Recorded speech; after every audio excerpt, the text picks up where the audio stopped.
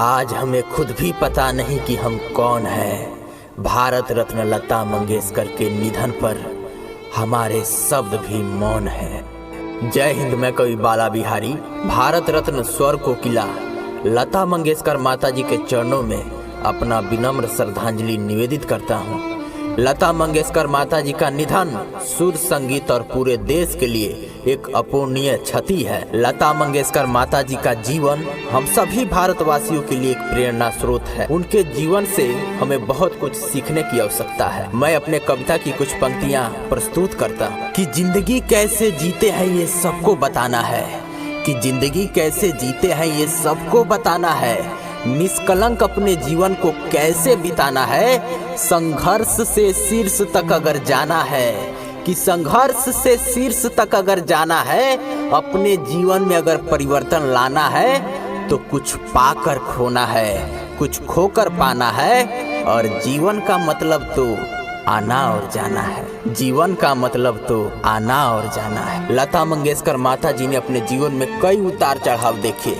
संघर्ष के कठिन बेड़ियों को तोड़ते हुए संघर्ष के शीर्ष तक पहुंचने वाली और पूरे भारत को अपने स्वर से मोहित कर लेने वाली लता मंगेशकर माता जी का जीवन सदा सत्य, निष्कलंक और बेदाग रहा है। उन्होंने अपना संपूर्ण जीवन सात्विक सनातनता में व्यतीत किया है और लता मंगेशकर संपूर्ण जीवन शाकाहारी भी रही हैं।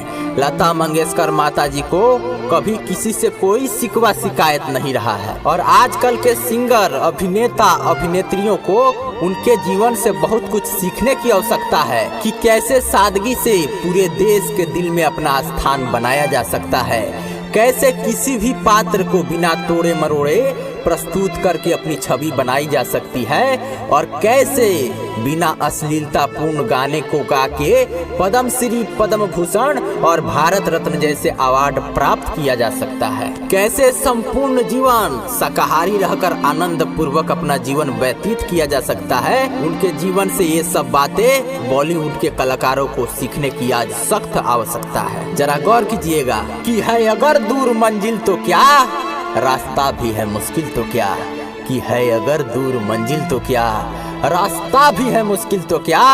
जीवन एक पहेली भी है, सुख दुख की सहेली भी है, हंसते खेलते हर मोड़ से गुजर जाना है। जीवन का क्या, इसे तो पल भर में चले जाना है। जीवन का क्या, इसे तो पल भर में चले जाना है। जिंदगी कैसे जीते हैं ये सबको बताना है, जिंदगी कैसे जीते हैं ये सबको बताना है।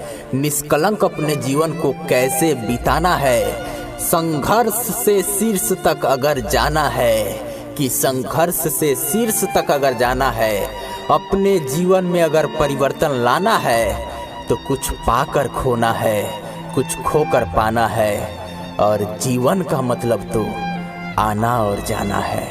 जीवन का मतलब तो आना और जाना है। जय हिंद, जय भारत।